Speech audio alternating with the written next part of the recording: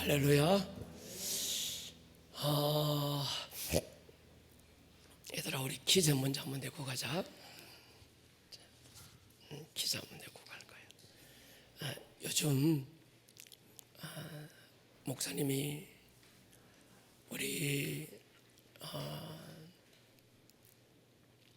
주일 나대배 때 요나서에 대해서 공부하고 있는데, 우리 중학생들도 잘 맞춰보자. 하나님께서 요나에게, 요나야, 너 니느웨로 가서 40일 후에 이승이 하나님께서 심판하신다고 전해라. 그래서 요나가 하나님의 부르심을 따라 니느웨로 갔으면 얼마나 좋겠어. 근데 어디로 갔을까요? 넌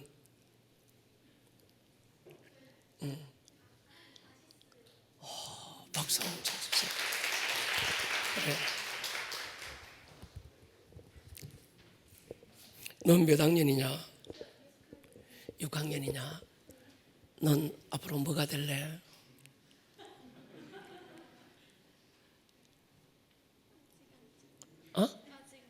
아직 못 정했어. 그럼 요나처럼 하나님이 너 이쪽으로 가라 그러는데 너 이쪽으로 가면 안 되겠지? 가라고 하면 가야 되겠지? 그럴 거야? 박수 한번 쳐주세요. 너 약속한 거야?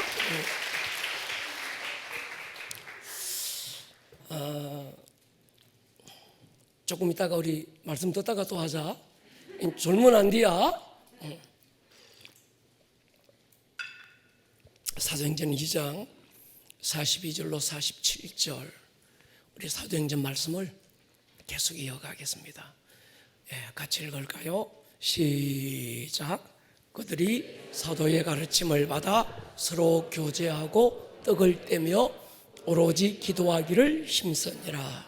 사람마다 두려워하는데 사도들로 말미암아 기사와 표적이 많이 나타나니 믿는 사람이 다 함께 있어 모든 물건을 서로 통용하고 또 재산과 소유를 팔아 각 사람의 필요를 따라 나누어 주며 날마다 마음을 같이하여 성전에 모이기를 힘쓰고 집에서 떡을 떼며 기쁨과 순전한 마음으로 음식을 먹고 하나님을 찬미하며 또 온 백성에게 칭송을 받으니 주께서 구원받는 사람을 날마다 더하게 하시니라.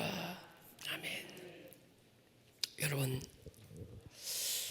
은혜 받았다라는 말이 교회 안에서 우리가 흔히 들을 수 있고 사용하는 말인데, 은혜를 받았다라는 말은 단순한 감정적인 흥분을 얘기하는 게 아닙니다. 은혜를 받은 자에게서만 기대할 수 있는 어떤 본성이 나타납니다. 성령을 받았다라고 할 때 성령 받은 자에게서는 이전에 없었던 어떤 특성이 나타나게 되어 있습니다. 부흥을 경험하고 맛본 사람에게서만 나타나는 어떤 분명한 특성이 있습니다. 나는 성령 받았고 나는 은혜 받았고 나는 부흥을 경험했는데 변화된 아무런 특성이 내게 없다라고 한다면 다시 점검해 볼 필요가 있습니다. 예수님께서 하나님의 아들로 이 땅에 오셔서 처음 하신 말씀이 8가지 복에 대한 말씀입니다. 팔복은 우리 한글 성경에는 심령이 가난한 자는 복이 있다 이렇게 나오는데, 히브리어 원문에 보면 너는 행복한 사람이다. 먼저 그가 복받은 사람이라는 걸 선언하고 다음을 이어갑니다. 너는 행복한 자로다, 심령이 가난한 자요, 이렇게 시작하는 거죠. 그러니까 팔복이 뭔가 하면 뭐 상황이 잘 되고 뭐 이런 상황적인 문제가 아니고 8가지 복은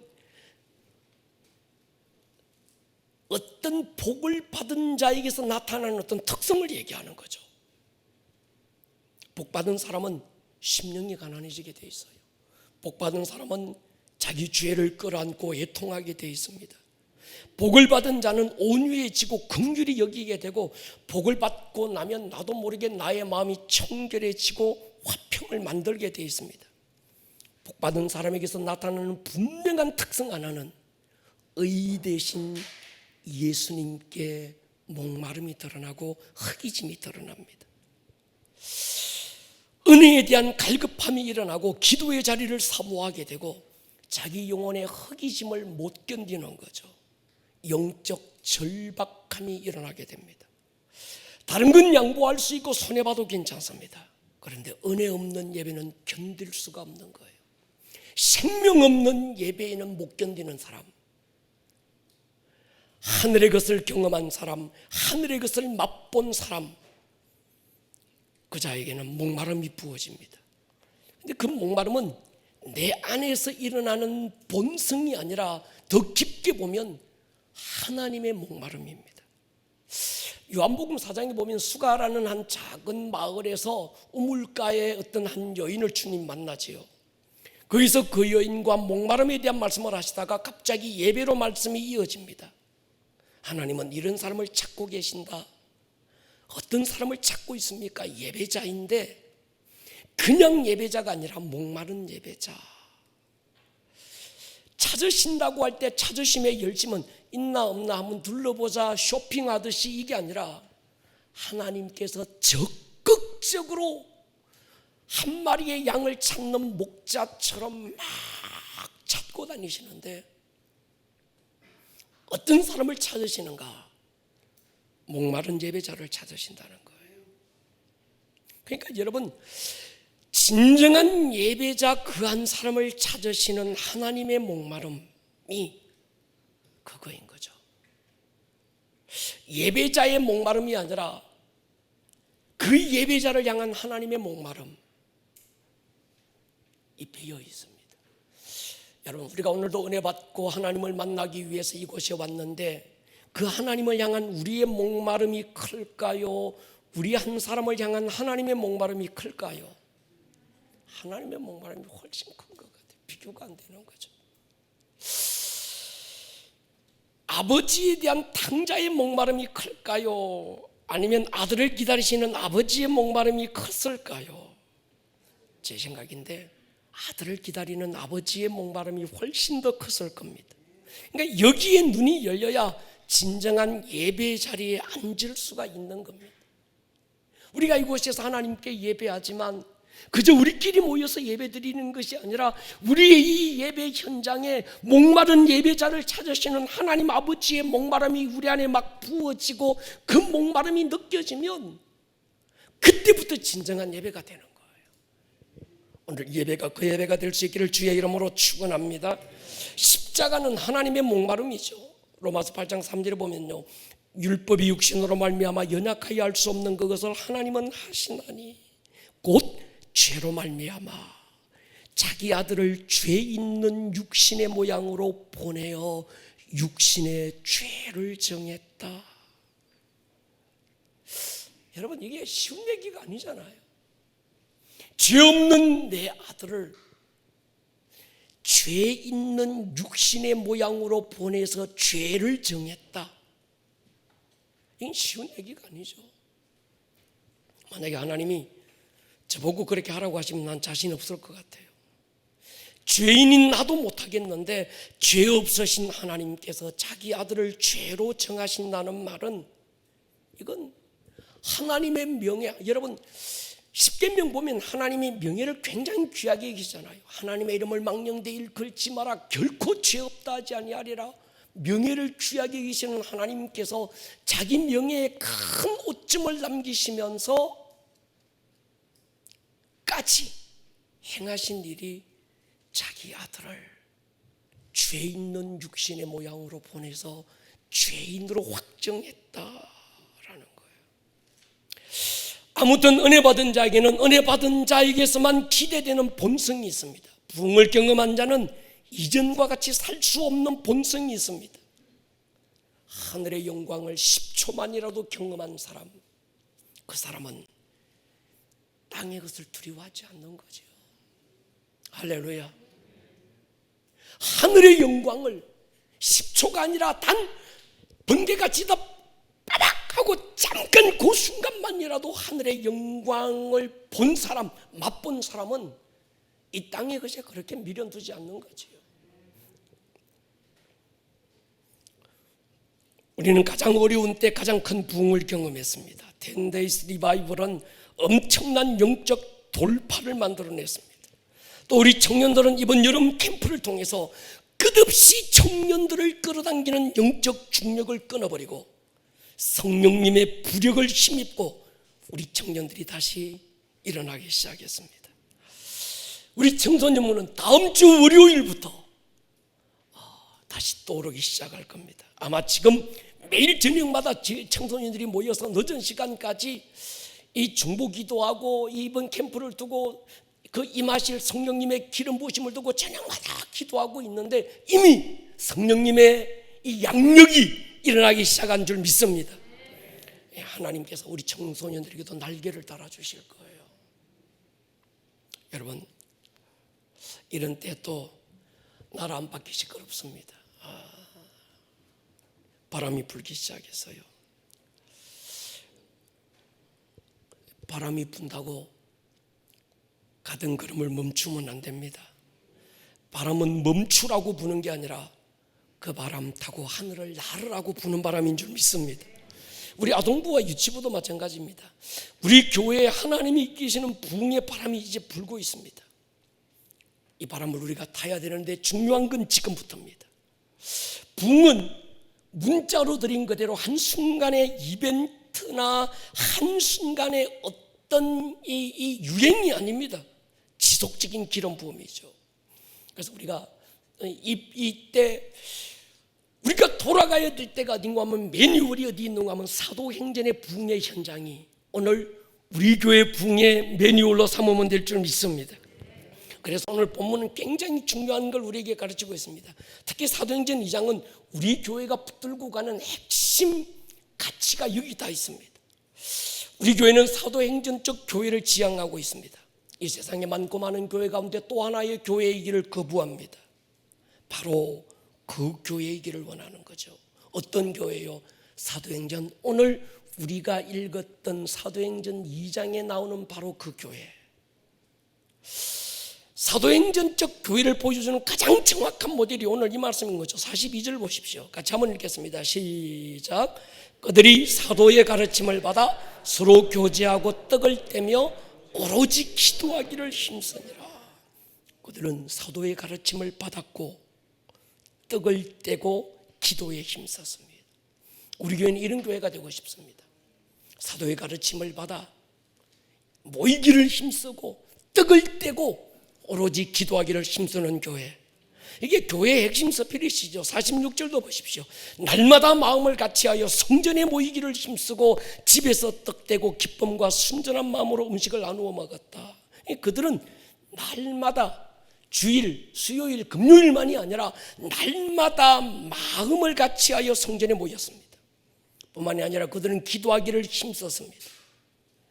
여러분, 전에도 말씀드렸지만 사도행전 2장의 그 시대적인 팬데믹은 오늘 지금의 팬데믹과 비교할 수 없는 무서운 팬데믹이 그들에게 불어왔어요. 그런데도 그들은 모이기를 힘썼고 교제하고 떡을 떼고 기도에 힘썼습니다. 여러분, 부흥을 경험한 자에게 특성은 단순함입니다. 동의하십니까? 영적인 사람일수록 복잡하지 않습니다. 굉장히 단순합니다. 속이 보여요. 근데 속이 안 보이는 사람들이 있잖아요. 도대체 저 속에 뭐가 들었는지 안 보이면 이건 영적인 사람이 굉장히 복잡한 거죠. 영적인 사람은요, 어디서 나오는지 모르는 확신과 담대함이 생기고요, 사람이 두렵지 않습니다. 누구 앞에서도 위축되지 않고 당당한 거죠. 사도들 보십시오. 대제사장이 7절에 이렇게 묻습니다. 사도들 가운데 세우고 묻되 너희가 무슨 권세와 누구의 이름을 행했느냐? 그들의 대답 보시오. 10절에 보면 너희와 모든 이스라엘 백성들은 알라. 너희가 십자가에 못 박고 하나님이 죽은 자 가운데 살리신 나사렛 예수 그리스도의 이름으로 이 사람이 건강하게 되어 너희 앞에 섰느니라. 이 예수는 너희 건축자들의 버린 돌로서 모퉁이의 머릿돌이 되었느니라. 그리고 하는 얘기가 얼마나 멋있습니다. 다른 이로서는 구원을 받을 수 없다. 천하 사람 중에 구원받을 만한 다른 이름을 우리에게 주신 적이 없다. 여러분, 지금 이 한마디가 얼마나 위대한가 하면요, 예수님의 이름으로 말하지도 마라, 예수님의 이름으로 가르치지도 마라, 아니면 너희들 죽어 위협하고 있는 그들에게 예수 외에는 구원이 없다는 거예요. 그리고 하는 얘기가 뭡니까? 너희들이 십자가에 못 박아 죽였던 예수를 하나님이 다시 살리셨다는 거예요. 동의하십니까? 여러분, 저는 좀 이런 게 있었으면 좋겠습니다. 세상이 감당할 수 없는 담대함, 이런 팬데믹 상황이 또 위축되지 않고, 제가 오늘 밴드에 목회 서신을 써서 올렸어요. 속이 상해서. 제가 잘 안 쓰는데 써서 올렸습니다. 부흥을 경험한 자는 모이고 싶은 본성이 있습니다. 부흥은 혼자서 이루고 가는 판토마임이 아닙니다. 부흥을 맛본 사람은 모이기를 힘씁니다. 모이고 싶은 어떤 자력이 그 사람을 막 끌어당기는 것 같아요. 성령님은 공동체에 임하셨고 공동체를 통해서 자기를 나타내시고 공동체를 통해서 일하시는 분. 동의하십니까? 성령 받은 사람은요, 공동체를 귀하게 여기게 되어 있습니다. 모임을 귀하게 여깁니다. 그러니까 여러분, 성령님이 강하게 역사하는 곳은 모임의 장소입니다. 연합은 마지막 때를 이겨나가는 하나님의 방법인 줄 믿습니다. 일전에 제가 소개해드렸던 조이 도우슨이 썼던 하나님이라는 책을 꼭 읽어보십시오. 이 도우슨은 그 책에서 요한복음 17장 예수님의 대제사장적 마지막 기도를 통해서 연합의 비밀, 연합의 이유, 연합의 능력을 풀어내고 있습니다. 여러분, 구약시대 때는요, 하나님이 어떤 개인을 통해서 일하신 적이 거의 많습니다. 모세 한 사람을 통해서, 요수아 한 사람을 통해서, 엘리야 한 사람을 통해서, 다윗 한 사람을 통해서. 그래서 구약 성경은 어떤 한 개인을 영으로 부각시켜요. 그런데 성령님이 오시면서 하나님이 일하시는 방법은 개인의 탁월함이 아니라 공동체 하나됨과 연합을 통해서 일하시는 거예요. 우리가 말이죠, 하나님이 일하시는 그 시대마다 하나님이 일하시는 그 하나님의 방법에 눈이 열려야 되는데 이걸 모르면 안 되는 거죠. 특히 마지막 때는 더욱 그런 것 같습니다. 한 사람이 10발자국을 걷는 것보다 10사람이 한 발자국을 걷는 것이 훨씬 더 강력합니다. 여기에 눈이 떠야 되는. 한 사람이 10시간을 기도하는 것보다 10사람이 모여서 1시간 기도하는 기도가 훨씬 강력합니다. 10,000명이 모이는 하나의 교회보다 100명이 모이는 10개의 교회가 훨씬 더 강력합니다. 10,000명이 모여도 한 교회지만 100명이 모여도 한 교회입니다. 하나됨, 연합의 스피릿이 없으면 하나님의 손에 쓰임받을 수 없는 시대가 지금입니다. 그 개인이 아무리 탁월해도 연합을 깨는 자는 하나님이 쓰지 않아요.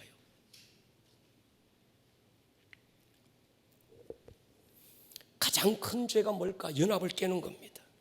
가장 큰 복이 뭘까? 화평하게 만드는 복입니다. 그 사람을 가리켜서 하나님의 아들이라 일컬는 거지요.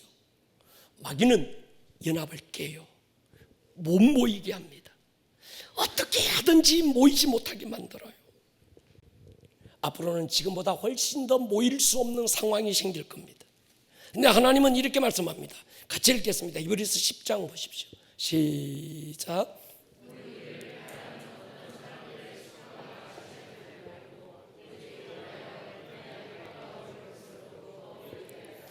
그날이 가까움을 볼수록, 그날은 어떤 날입니까?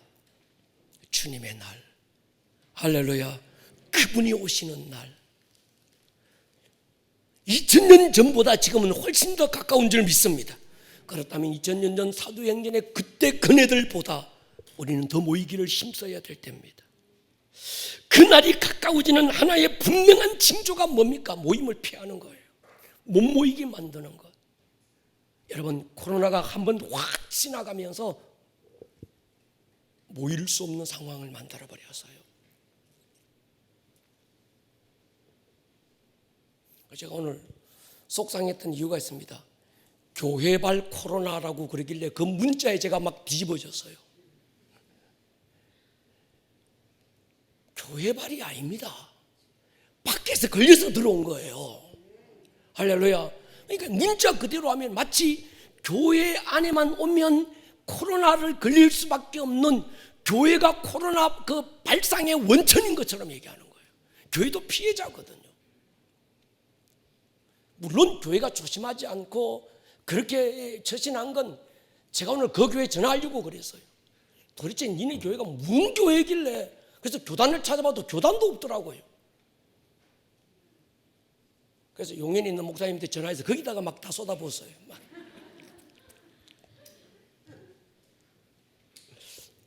여러분, 우리는 그날이 가까움을 볼수록 모여야 될 줄로 믿습니다.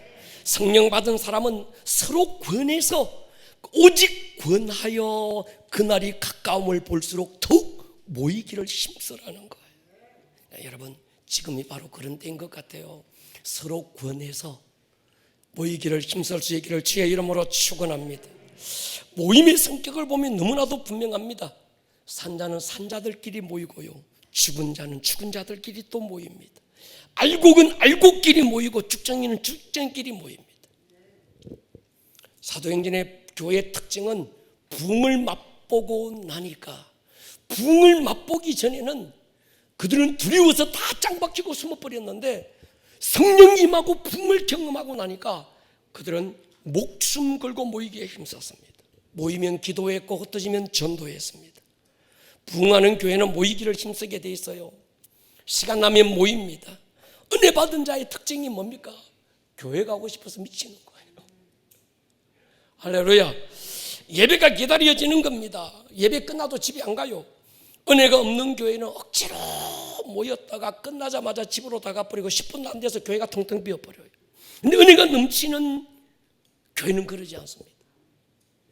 더 은혜가 없는 교회는 축도하기 전에 아무도 없어.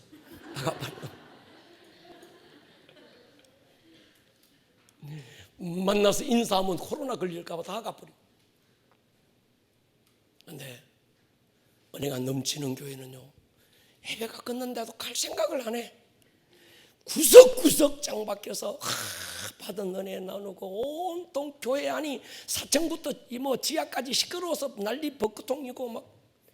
할렐루야. 우리 교회가 은혜 있는 교회라는 거예요. 그러니까 은혜 받은 자의 특징은 뭔가 하면 자꾸 모이기를 힘쓰는 겁니다. 사도행전의 교회는 바로 그런 교회였습니다. 모여서 찬송하고 말씀 듣고 예배가 끝났는데도 갈 생각을 안 해. 그들은 또 모이는 거예요. 집에서 떡을 떼고 또 모여서, 오늘 있잖아, 사도의 설교를 통해서 우리가 받은 은혜가 이건데 그거 가지고 계속 또 목장별로 또 나누고 또 나누는 겁니다. 여러분, 우리 교회의 예배의 마지막은 목장 모임이 끝나야 예배가 끝나는 겁니다. 할렐루야. 그래서 사람들이 아름다운 꿈의 교회는 주일 저녁 예배, 오후 예배가 없다고 그러는데, 주일 저녁 예배, 오후 예배가 없는 게 아니라 목장 예배가 바로 그 예배입니다. 동의하십니까? 그래서 목장 모임은 정말 중요합니다. 사도행전의 교회는요, 매일 성전에 모여서 예배드렸고 집에서 목장끼리 모여서 떡을 떼면서 받은 말씀을 가지고 삶을 나누고 그들의 삶에 동참했습니다. 제가 자주 드리는 말씀이 있습니다. 아무리 큰 독수리도 한쪽 날개로는 절대 날 수가 없다. 양쪽 두 날개가 있어야 나는 겁니다. 예배라는 하나의 날개, 또 하나는 목장이라고 하는 소그룹의 날개가 또 있어야 되는 거죠. 예배라는 이 큰 모두가 모여서 드리는 이 예배를 통해서 크신 하나님, 영광의 하나님을 경험하고, 우리는 목장 모임을 통해서 또 하나의 날개를 통해서 작은 자의 하나님, 낮은 자의 하나님, 내 삶에 구체적으로 개입해 오시는 사랑의 하나님을 경험하는 거죠. 탕자의 이야기 보십시오. 여러분, 탕자의 이야기를 읽다가 좀 궁금한 게 없었습니까? 탕자의 이야기를 읽어보면요, 그 아버지가 너무 좋은 아버지입니다. 기가 막힌 아버지. 큰 아들에게도 작은 아들에게도. 근데 그 아들들 하는 행실을 보면 이게 이해가 안 가는 거예요. 어떻게 저런 아버지 밑에 이런 아들들이 태어났을까 싶은 거예요. 여러분, 그런 생각 안 듭니까? 그런 좋은 아버지 밑에 어떻게 이런 망나니 아들들 둘이 생겼을까? 이유가 있었습니다. 그 집에 엄마가 없는 거예요. 탕자의 이야기 속에 엄마의 이야기가 없습니다. 엄마의 부재인 거죠. 저는 개인적으로 하나님을 아버지보다는 엄마라고 부르고 싶은 목사입니다. 또 사람들이 저 이 목사 이단 아이가 하나님 엄마가 어딨노? 그냥 그렇게 부르고 싶다는 거예요. 예. 하나님이 뭐 성이 있겠습니까? 그러니까 하나님을 아버지라고 부르는 건 그 아버지의 그 아버지 성, 아버지의 특성, 그 전능성, 뭐 그런 걸 얘기하는 거잖아요. 저는 어렸을 때 아버지에 대한 상처가 많아서 그런지 하나님을 아버지라고 부르면 왠지 아버지한테 하나님 앞에 혼날 것만 같아. 그래서 하나님을 엄마라고 부르면 너무 좋을 것 같은 마음이 자꾸 드는 거예요. 남들이 이상하다고 하든지 말든지 저는 하나님이 엄마였으면 좋겠다, 아니 뭐 엄마였으면 좋겠다보다는 엄마라고 부를 수 있었으면 좋겠다, 그런 생각이 드는 겁니다. 요한복음 21장에 등장하는 예수님은 엄마 같은 분입니다. 실수하고 넘어진 베드로 찾아가셔서 이놈의 자식아 지게작대기 가지고 와서 다리 부러뜨리면서 혼내는 그런 아버지가 아니고, 춥제, 배고프제, 밥은 묻나? 일로 왔나 일로 왔나? 조반상 차려놓고 엄마 같은 분이신 거죠. 엄마. 네 내 사랑하나? 몰라서 묻는 게 아니죠. 내가 네 사랑하고 있대. 사랑에 대한 확신을 계속 주시는 거죠. 교회는 병원입니다. 교회는요 뭐 잘났다고 막 그런 것이 아니고 교회는 환자들이 모이는 곳입니다. 우리 교회 와서 다른 거 자랑하지 마십시오. 자랑하려면 예수님 자랑하고 십자가 자랑하고 또 하나 내 못났고 내 연약한 걸 자랑하는 교회죠. 목장도 마찬가지입니다. 목장 와서 뭐 반지 자랑하고 아들 자랑하고 남편 자랑하고 막 그러는 곳이 아니야. 밥맛 없어요. 재수 없고. 다 그렇게 생각해. 그러니까 목장 모임에서는 내가 한 주간을 살다 보니까 내가 이렇게 연약해서 뜻대로 못 살았어요.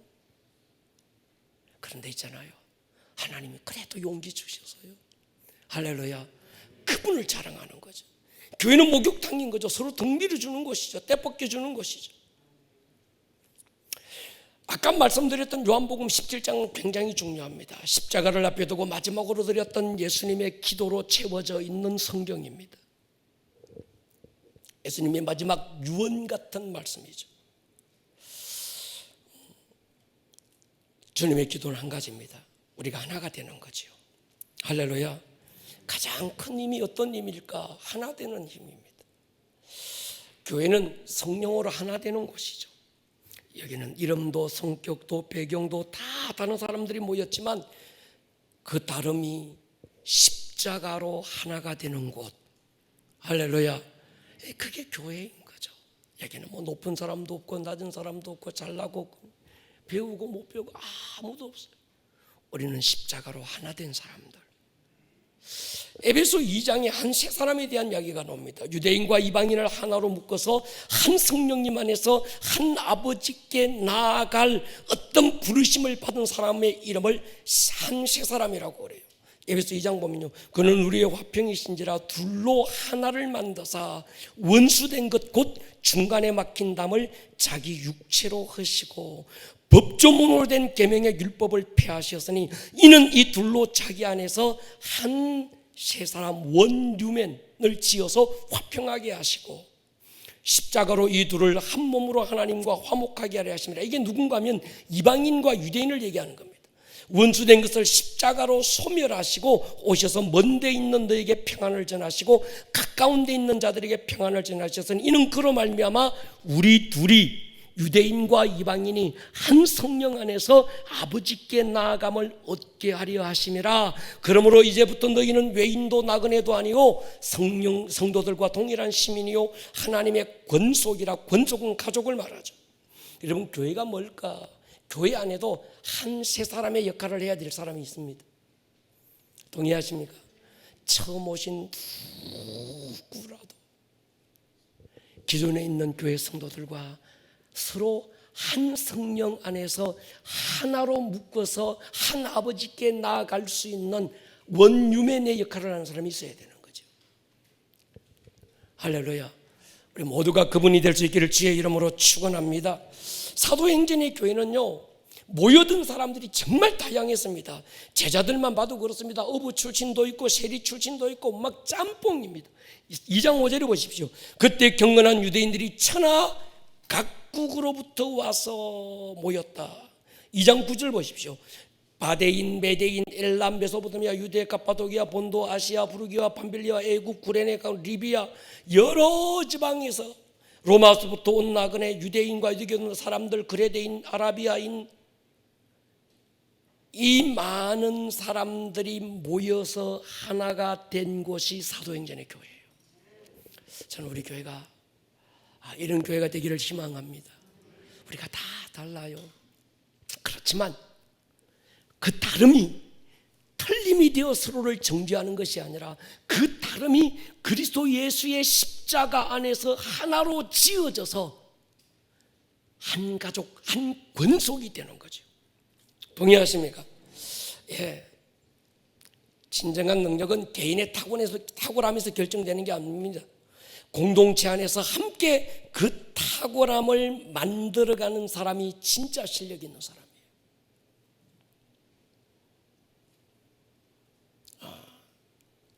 희생이 뭔지 아는 사람, 섬김이 뭔지 아는 사람, 양보가 뭔지를 아는 사람. 앞으로 4차 산업시대, 5차 산업시대에는 그런 사람들이 리더가 될 거예요.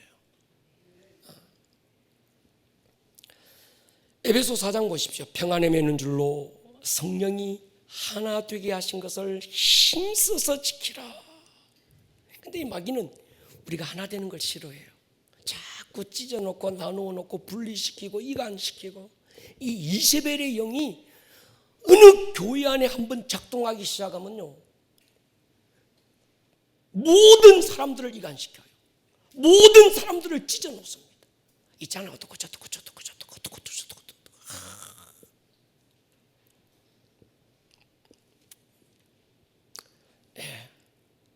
이 시대의 진정한 교회 능력은 내가 이만큼 실력이 있어 이게 아니라 우리가 함께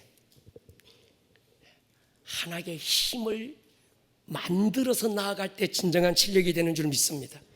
예, 성령님은 교회 공동체를 통해서 하늘의 능력을 나타내거든요. 그러니까 우리가 해야 되는 일은 뭔가 하면 자꾸 모여야 되는 거예요. 할렐루야.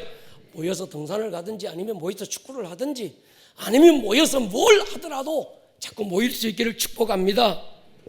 또 하나의 사도행전의 특징, 은혜 받은 자, 성령 받은 자의 욕구가 있는데 가르침을 받고자 하는 욕구입니다.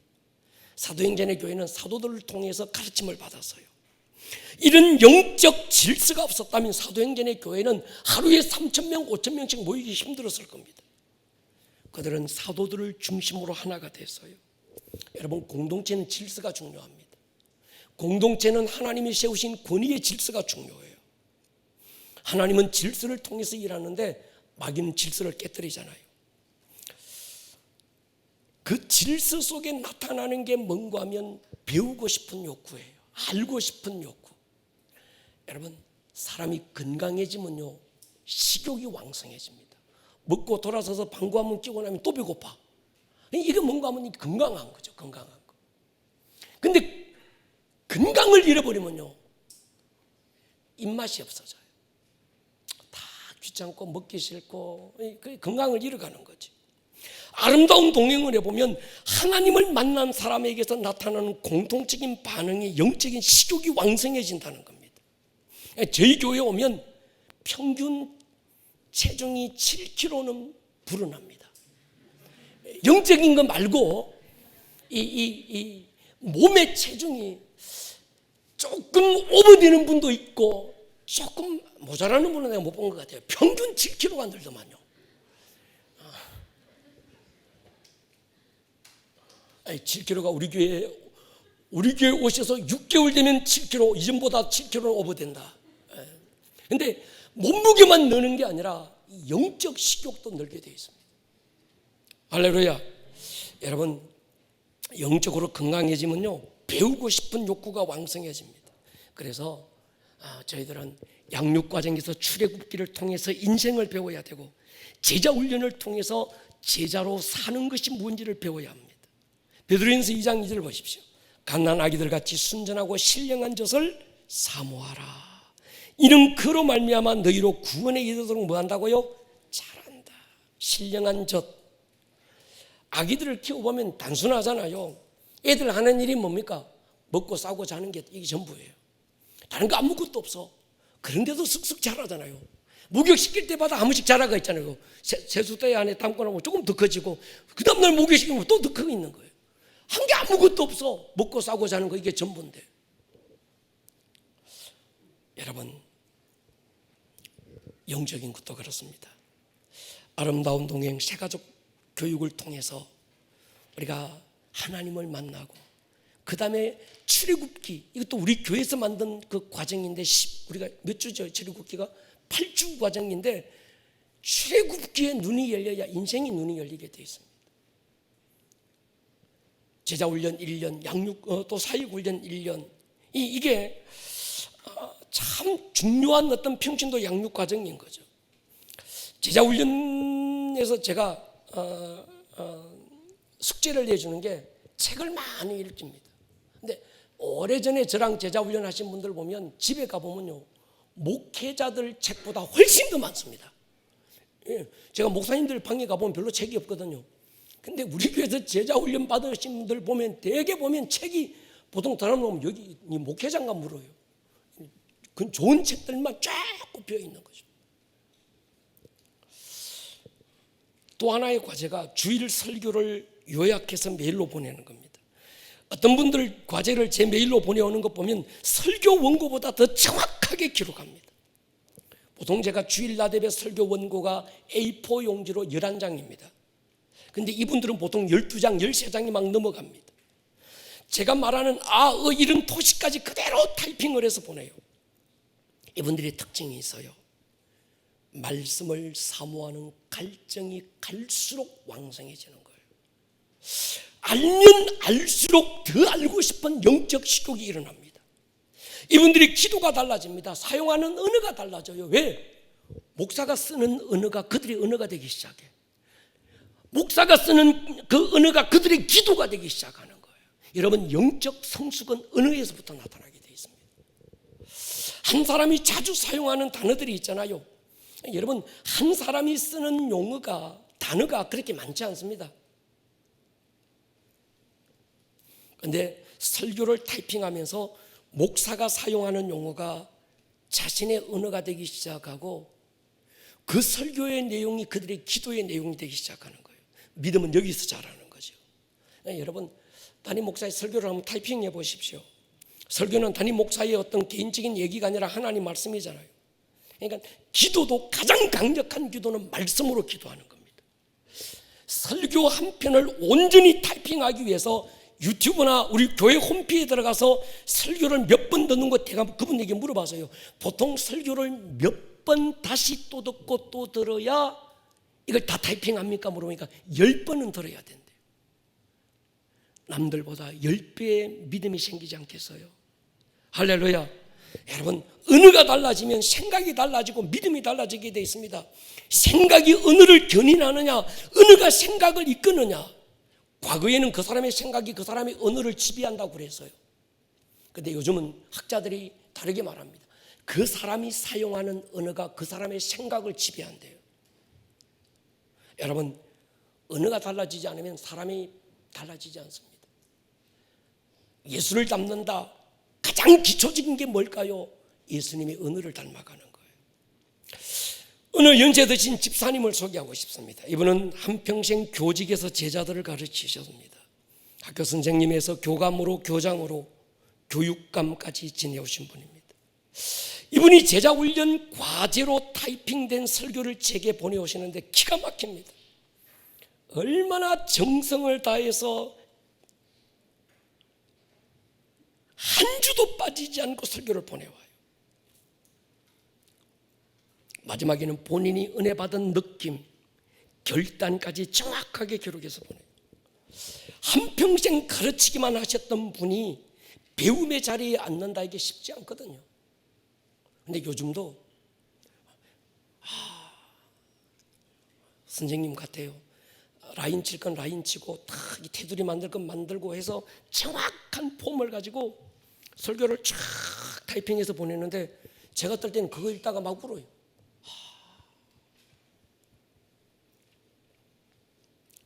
이게 겸손이라는 거거든요. 누가 배울 수 있습니까? 겸손한 사람이 배웁니다. 어른들이 왜 못 배우는지 아세요? 자기는 다 알고 있다고 생각하는 거예요. 제자훈련 좀 하세요. 난 성경 다 알아요. 내가 모태신앙인데요. 30년 믿었고 40년 믿었대. 근데 그분들의 공통점이 있어요. 복음을 얘기해보라고 하면 복음 모릅니다. 듣기는 들었는데 말할 줄을 몰라. 그냥 모르는 거지요. 여행사를 하시는 분과 이스라엘을 같이 다녀왔는데 그분이 그런 말을 하더라고요. 자기가 가이드를 내보면 가장 어려운 분들이 있는데 두 종류의 사람이 제일 어렵대요. 목사님하고 선생님들이 제일 어렵대요. 선생님 중에서도 교장 선생님이 제일 힘들다고 그러더라고요. 이분들은 가이드 말을 안 듣는데요. 자기는 다 아는 거예요. 이래라 그러면 저 짓 하고 저래라 그러면 이 짓 하고. 여러분, 영적으로 성장하면 성경을 읽고 싶고 알고 싶고 더 깊이 알고 싶은 거예요. 제가 그랬잖아요. 제 가까운 목사님 중에 이분이 성경을 천독했다고 그랬잖아요. 여러분, 천독이 애 이름인 줄 아십니까? 전에 우리 교회 왔을 때 그분에게 내가 물었어요. 목사님, 이분이 지리산에서 천독을 하고 오셨는데 천독하니까 성경 쫙 다 압니까? 물으니까 하는 말이 그래요. 천독을 하고 느낀 건 내가 성경을 아무것도 모르고 있다는 걸 느꼈다는 거예요. 그러니까 여러분, 성경 안다고 생각하지 마시고 더 읽으시기 바랍니다. 어린이들은요, 가르쳐주면 그대로 배워요. 그런데 어른들은 배우는 게 굉장히 힘듭니다. 이거 목사님 이 나이에 무슨 공부 또 해요. 내가 신앙생활 얼마나 했는데 제자훈련 사역훈련 다 했대.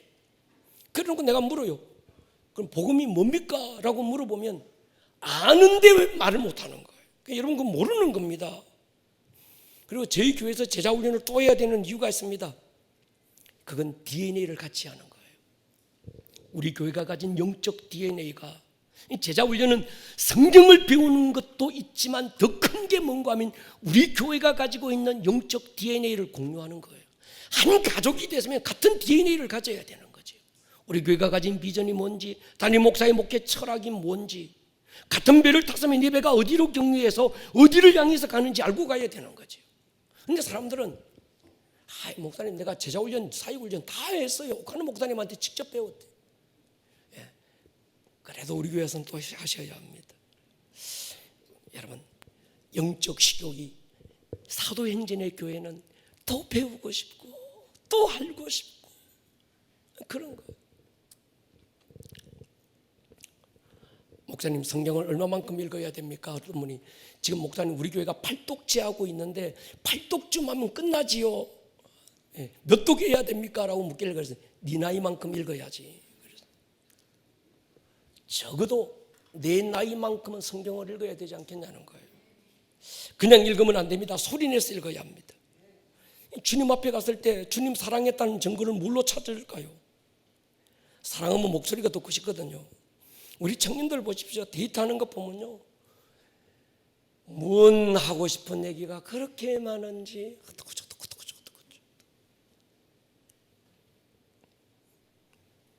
주님을 사랑하는 사람은 주님의 음성이 듣고 싶어집니다. 성경 읽고 싶어져요. 성경에 대해서 알고 싶어집니다. 그래서 우리 교회는 평신도가 가지고 있는 양육 체계도가 있습니다. 한번 보여주십시오. 이게 우리 교회가 가지고 있는 양육 체계입니다. 행복동사는 적은 세가족 교육입니다. 4주.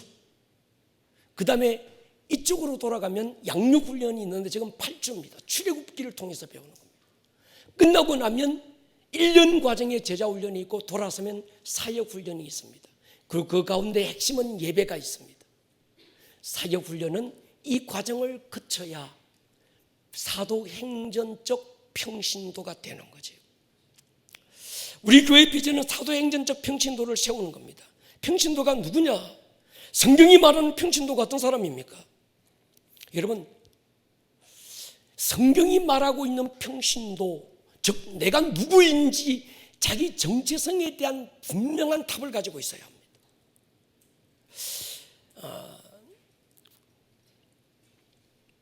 성도가 교회 생활에서 가장 중요한 게 뭘까요? 물론 조직신학에서 신학교에서 기독론도 중요하고 성령론도 중요하고 다 중요합니다. 그런데 또 하나 중요한 게 있습니다. 교회론이 굉장히 중요합니다. 제가 신학교 다닐 때 조직신학에서 기독론 쫙 다 배우고 마지막 챕터가 교회론인데, 이 교회론은 시간 남으면 가르쳐주고 아니면 그것도 시간 없으면 그냥 패스해버리는, 그게 이 교회론이었습니다. 근데 제가 목회하면서 느낀 것이 교회론이 정말 중요합니다. 성경적 교회론이 정리가 안 된 사람은 영적으로 성장해 가기가 어렵습니다. 제가 우리 청년들에게 자주 묻는 질문이 있어요. 너 왜 결혼하려고 하냐? 사랑해서 결혼한대. 제가 그래요. 사랑해서 결혼한다면 사랑만 하고 결혼하지 마라.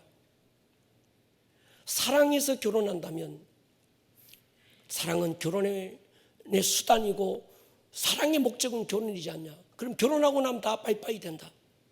어떻게 해야 됩니까? 더 많이 사랑하기 위해서 결혼해라. 사랑이 목적이어야 된다고 얘기합니다. 좋은 아빠가 뭔지, 좋은 엄마가 어떤 사람인지 알아야 가능성이 있는 거죠. 교회도 마찬가지입니다. 교회가 뭔지 모르고 교회 다니고 신앙생활 사람들이 많습니다. 여러분, 교회가 뭡니까? 사람이지요. 건물도 시스템도 아니잖아요. 마태복음 16장에서 주님은 내 교회를 세운다 할 때 주님이 내 교회라고 말하는 교회는 그냥 건물이나 시스템이 아니라 음부의 권세가 이길 수 없는 한 사람의 성도를 세우는 거예요. 아멘 하십시다. 그러면 교회를 세우는 주체가 누굽니까? 에베소 4장을 보십시오. 그 같은 사람은 사도로, 어떤 사람은 선지자로, 어떤 사람은 복음 전하는 자로, 어떤 사람은 목사와 교사로 삼으셨다. 이는 성도를 온전케 하여 봉사의 일을 하게 하며 그리스도의 몸을 세우려 하심이라. 여기서 사도, 선지자, 복음 전하는 자, 목사, 교사, 이 사람은 다 신학 공부를 한 목회자를 말합니다. 하나님이 목회자를 왜 삼으셨습니까? 이는 성도를 온전하게 하기 위해서. 온전하다는 말은 교육하고 훈련한다는 거죠. 성도를 교육하고 훈련해서 이들로 하여금 교회를 세우고 봉사의 일을 하도록 만드는 것, 그게 목회자의 일인 거죠. 쉽게 말하면 교회를 세우는 주체가 누굽니까? 목사가 아니고 평신도인 거죠. 운동장에 가면 세 종류의 사람이 있습니다. 한 사람은 코치, 또 한 사람은 선수, 한 사람은 관중이 있습니다. 목회자는 코치예요. 진짜 뛰고 달리는 선수는 누굽니까? 평신도죠. 관중은 누굽니까? 세상 사람들입니다. 불신자들. 그들이 교회 다니는 사람들은 어떻게 잘 달리는지, 좌절하고 절망할 수밖에 없는 그 상황에서 어떻게 다시 일어서는지, 어떻게 저런 상황에서 감사하고 기뻐하는지, 어떻게 저런 담대함이 생기고 어디서 저런 탁월함이 생기는지 그들로 보게 만들고 박수치게 만들어야 되는 거예요. 그런데 전통교회 패러다임은 선수는 목회자고 연봉을 받는 목회자고 관중석에 앉는 건 다 평신도들이었습니다. 관중의 특성이 있습니다. 판단자가 되는 거예요. 관중은 그냥 구경만 안 합니다. 누구 못하니 저니 손가락하고 욕하고 또 그 재미도 솔찬잖아요. 그죠? 막 욕하는 재미. 스테이지 다 풀고. 두 번째는요, 관중이 상 받는 예가 없습니다. 사도행전의 성도들은 관중이 아니라 프로 선수였습니다. 빌립 집사, 스데반 집사 최고의 프로들이었습니다. 그래서 우리 교회의 비전은 사도행전적 평신도를 세우는 겁니다. 성도들이 선수고 담임 목사의 팀 리더십이 되는 사람은 부교육자가 아니라 훈련된 선수들이어야 되는 거죠. 여러분, 성경을 주신 목적도 동일합니다. 디모데후서 3장 보십시오. 모든 성경은 하나님의 감동으로 된 것으로 교훈, 책망, 바르게 함, 의로 교육하기에 유익하니, 이는 성경을 주신 목적은 하나님의 사람으로 뭐해서요? 온전하게 하며 모든 선한 일을 행할 능력을 갖추게 하려 함이라. 하나님이 성경을 왜 주셨습니까?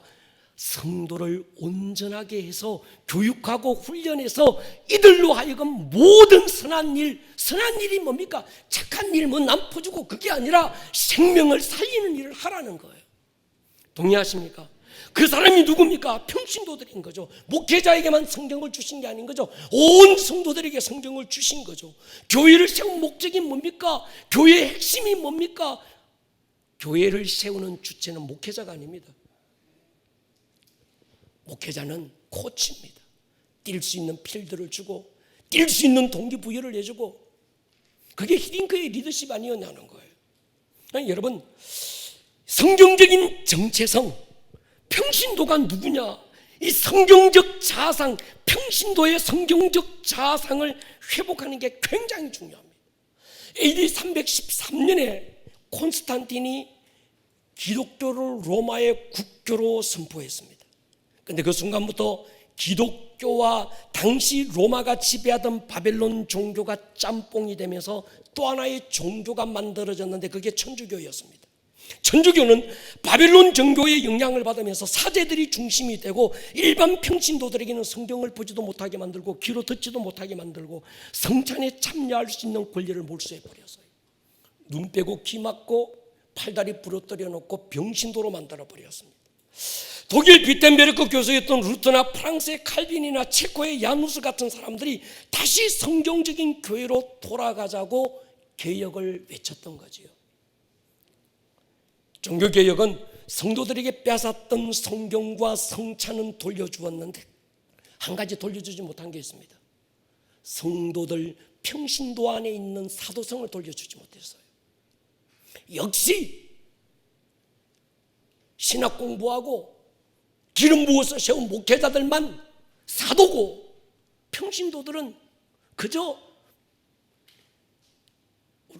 로마 시대 때 천주교가 일반 평신도를 사제들의 신유 노릇만 하게 만드는 신유로 만들고 그들에게 군림했던 것처럼 오늘 시대 평신도들도 이거 내가 목사 될 것도 아닌데 평신도는 이쯤만 하면 뒤야. 그러니까 평신도는 몰라도 괜찮고 평신도는 좀 면죄부를 받을 수 있는 특권이 있는 사람처럼 오해하는 거예요. 여러분, 그러지 않습니다. 저는 우리 교회를 이 땅에 많고 많은 교회 가운데 또 하나의 교회로 세우고 싶은 것이 아니라 사도행전에 나오는 바로 그 교회로 우리 교회를 세우고 싶습니다. 그 교회는 모든 성도들 안에 사도성이 있어서 평신도가 교회를 세우는 주체고, 할렐루야. 그래서 목사가 하는 일은 뭔가 하면 이 평신도 한 사람을 성경이 말하는 바로 그 교회를 세우기 위해서 목숨 거는 사람이 우리 아름다운 꿈의 교회 이 목사의 목회 철학인 거죠. 그래서 사람들이 목사님 목회 철학이 뭡니까 물으면 저는 한 사람 철학이라고 그럽니다. 어떤 한 사람요, 성경이 말하는 바로 그 교회로 세우는 일에 목숨 걸겠다는 거예요. 사랑하는 여러분, 성경은 성도가 교회라고 말합니다. 우리 교회는 성도 한 사람이 음부의 권세가 이길 수 없는 바로 그 교회의 모습으로 세워져야 될 줄로 믿습니다. 기억하십시오. 내가 교회입니다. 이 목사가 아니고 여러분 한 분 한 분이 교회입니다. 에클레시아, 교회. 어떤 교회요? 음부의 권세가 이길 수 없는 그 교회. 그래서 사람들이 아름다운 꿈의 교회 이 목사 귀신도 쫓고 병도 고치고 대단히 능력이 있더라. 그거 아무 의미 없습니다. 저는 우리 목자들에게서 기도하면 병이 떨어지고, 할렐루야, 손은고 같이 기도할 때 그들에게서 성령이 임하여 방언이 터지고, 결박하고 있던 원수들이 예수의 이름 앞에 떠나가는 이 역사가 담임 목사가 아니라 평신도에게서 나타나야 되지 않겠냐는 거예요. 그게 스데반 집사였고 그게 빌립 집사였습니다. 사도행전 8장 읽어보십시오. 빌립 집사 한 사람을 통해서 사마리아 교회가 초토화되잖아요. 사마리아 성이 초토화되잖아요. 귀신이 떠나가고 안전병이 일어나고 죽은 자가 살아나는 역사가 사도행전 8장 1절부터는 기록되어 있지 않냐는 거예요. 그들이 사도도 아니었고 평신도였다는 거예요. 어디서나 흔하게 찾아볼 수 있는 그런 평신도 말고 성경이 말하고 있는 사도행전에 나오는 그 평신도 한 사람을 저는 우리 교회 가운데 세워지고 싶습니다. 여러분이 바로 그런 거예요. 여러분, 목사가 아름다운 교회를 세우는 게 아닙니다. 우리 성도님 한 분 한 분이 우리들의 교회의 아름다운 꿈의 교회를 세워가는 주체여야 합니다. 그래서 우리가 하나가 되어야 되고 모여야 되고 가르침 속에 서로 순종하고 영적 질서가 세워져야 되고 하나님께서 우리에게 기름 부어서 밝혀주신 하나님의 부르심을 향해서 일직선으로 쫙 정렬이 일어나야 되고 할렐루야. 우리의 다음 세대들이 이 아름다운 꿈의 교회에서 그들의 꿈을 꾸고 그들의 부르심을 향해서 순종하고 달려가는 그런 교회가 되고 싶은 거예요. 우리 부모 세대들 말고 우리 다음 세대들은 더 그런 게 일어나야 되는 거죠. 할렐루야. 그렇습니다. 여러분이 아름다운 꿈의 교회의 주체들입니다. 여러분 한 분 한 분이 아름다운 꿈의 교회를 세워나가는 큰 기둥이 되셔야 합니다. 머리를 한번 숙여볼까요?